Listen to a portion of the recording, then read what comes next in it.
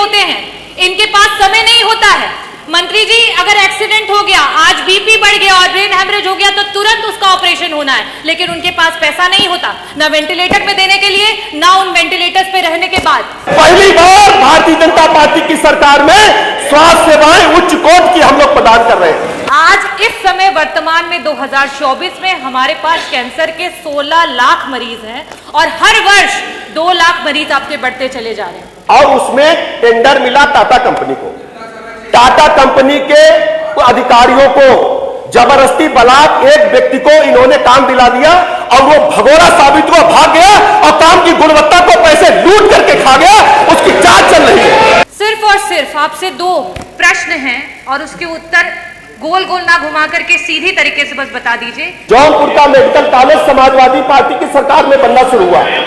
आप सुन लीजिए पूरी बात, सुन लीजिए। बार मुख्यमंत्री सहायता कोष से पहली बार इतनी बड़ी संख्या में जो भी मरीज मानता है। स्वास्थ्य विभाग के मंत्री जी से है कि गंभीर बीमारियों से पीड़ित मरीजों के लिए सरकार के द्वारा क्या योजनाएं बनाई गई हैं, उसके रोकथाम के लिए, हमारे गरीब जनता की मदद के लिए।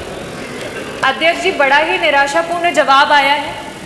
मुझे ऐसा प्रतीत होता है कि जब जब सत्र में पिछले 2.5 वर्षों में आपके विभाग के द्वारा जब भी प्रश्न पूछे गए हैं तो आपका एक सेम आंसर है कि हमने इतने जिला अस्पताल, इतने मेडिकल कॉलेज, इतनी डायलिसिस की मशीन, इतने एम्बुलेंस। अध्यक्ष जी, मेरा बड़ा ही स्पष्ट सा सवाल था और अगर आपने ये बताया है कि आपके इतने जिला अस्पताल, इतने मेडिकल कॉलेजेस हैं, तो मैं इस सदन के माध्यम से जौनपुर से जो हमारा मेडिकल कॉलेज है उसकी कुछ पिक्चर है वो आपको दिखाना चाहूंगी कि जहाँ पे काला पानी तैर रहा है, जो बिल्डिंग्स हैं वो बनने से पहले खंडहर हो चुकी हैं, ये स्थिति है। और आप इसे गिना करके जवाब देना चाहते हैं कि आप अपने विभाग में क्या कार्य कर रहे हैं। मैं ये टेबल कर दूंगी अध्यक्ष जी, ताकि ये मंत्री जी के पास जो असली पिक्चर्स है वो पहुंचे और उन्हें पता चले कि जो बार बार आप ये कहते हैं कि हमने मेडिकल कॉलेजेस बना दिए, जिला अस्पताल बना दिए, उन जिला अस्पतालों और मेडिकल कॉलेजेस की क्या स्थिति है। कुछ दिन पहले वहाँ के बच्चे धरना दे रहे थे जिन्हें हम देश का भविष्य और आगे मेडिकल कॉलेजेस में एज ए डॉक्टर देखने वाले हैं। आज उनके पास ना शुद्ध पेयजल है, ना बिजली है, ना पानी है। हम मरीजों को क्या ठीक करेंगे मंत्री जी? हमारे तो डॉक्टर बीमार हो रहे हैं, कभी डेंगू, कभी मलेरिया और कभी जॉन्डिस से। ये स्थिति है अध्यक्ष जी। It is really shame for the UP health minister and the department of health ministry. और आज सेंट्रल में तीसरे टेन्योर के बाद भी अगर मेडिकल कॉलेजेस की ये स्थिति है, definitely a shame for this सरकार कि आप इस तरीके की स्थिति ला करके रखी है आपने। अध्यक्ष जी, जवाब में इन्हें ये देना चाहिए था कि गंभीर बीमारियों के लिए जो हमारे डॉक्टर्स होते हैं, चाहे वो पैलिएटिव मेडिसिन के डॉक्टर्स हों, चाहे आपके ऑन्को सर्जन्स हो, ऑन्कोलॉजिस्ट हो, गायनेकोलॉजिस्ट हो, न्यूरो एनेस्थीसिया डिपार्टमेंट के डॉक्टर्स हो, चाहे आपके कार्डियो सर्जन्स हो, सीटीवीएस के सर्जन्स हो, आपने कितने डॉक्टर्स को बढ़ा, कितने डॉक्टर्स को आपने बढ़ाया? आज पेशेंट्स के अनुपात में आपके पास कितने आईसीयू के बेड्स हैं, कितने वेंटिलेटर्स हैं? अगर ये जवाब आता तो वाकई मुझे लगता कि आपके विभाग को कोई जानकारी है और सही में आप सरकार की और जनता के लोगों के लिए कुछ काम कर रहे हैं। अध्यक्ष जी, मैं वापस से अपने प्रश्नों पे आऊंगी कि मंत्री जी, सिर्फ और सिर्फ आपसे 2 प्रश्न हैं और उसके उत्तर गोल गोल ना घुमा करके सीधी तरीके से बस बता दीजिए कि आज उत्तर प्रदेश कैंसर जैसी बीमारी में देश में टॉप कर रहा है। ये प्रदेश आज इस समय वर्तमान में 2024 में हमारे पास कैंसर के 16 लाख मरीज हैं और हर वर्ष 2 लाख मरीज आपके बढ़ते चले जा रहे हैं। और इन गरीब मरीजों के पास ना तो पैसा है इलाज कराने के लिए और ना अस्पतालों में बेड्स। इन परिस्थितियों में अगर वो मरीज किसी प्राइवेट अस्पताल में जाता है, बड़ा बड़ा एस्टिमेट मिलता है। क्या सरकार कैंसर के सारे उत्तर प्रदेश के मरीजों को उनका जो एस्टिमेट जहां से भी बन करके आता है उसका एक मुश्त में पैसा उपलब्ध कराएगी कि नहीं कराएगी?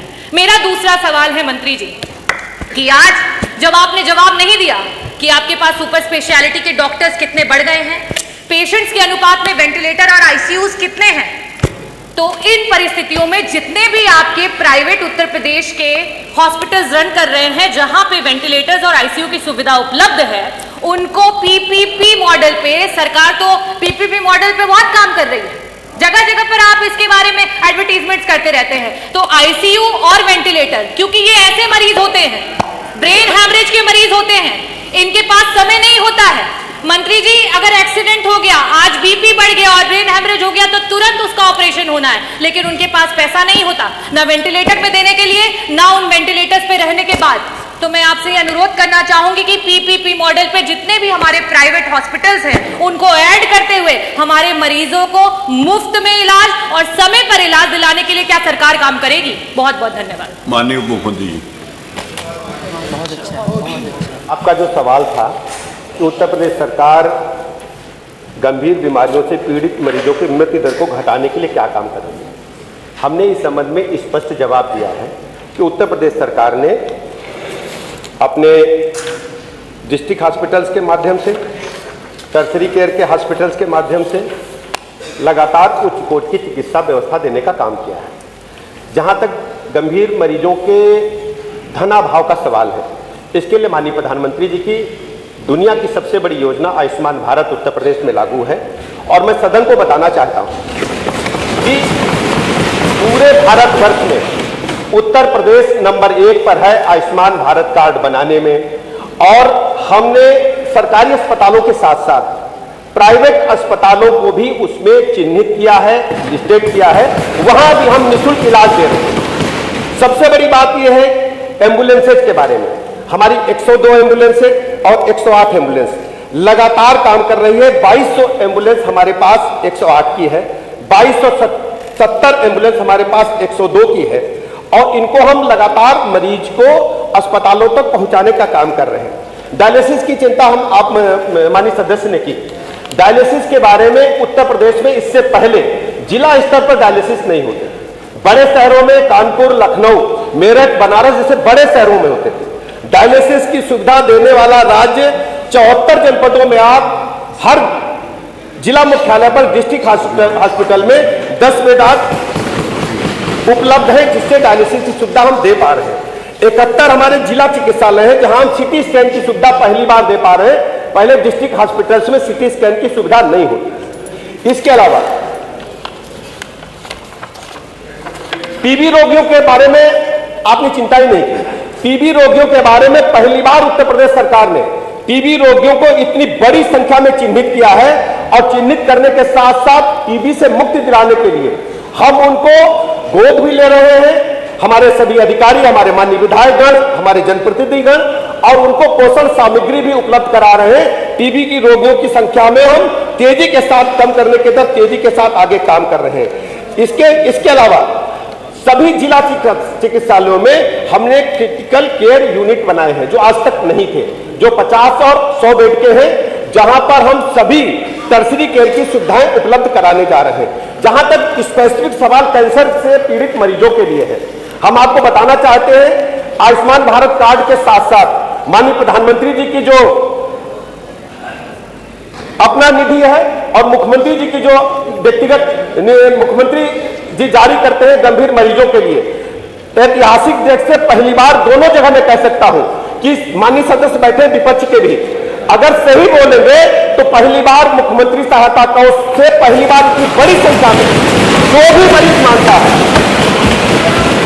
इसमें कोई हस्तक्षेप नहीं है, कोई भी इसमें विभाजन नहीं है। जो भी मरीज मांगता है उसको आवश्यकता अनुसार धनराशि उपलब्ध कराई जाती है। उसमें जाति, धर्म, संप्रदाय, दल को हम लोगों ने नहीं देखा है।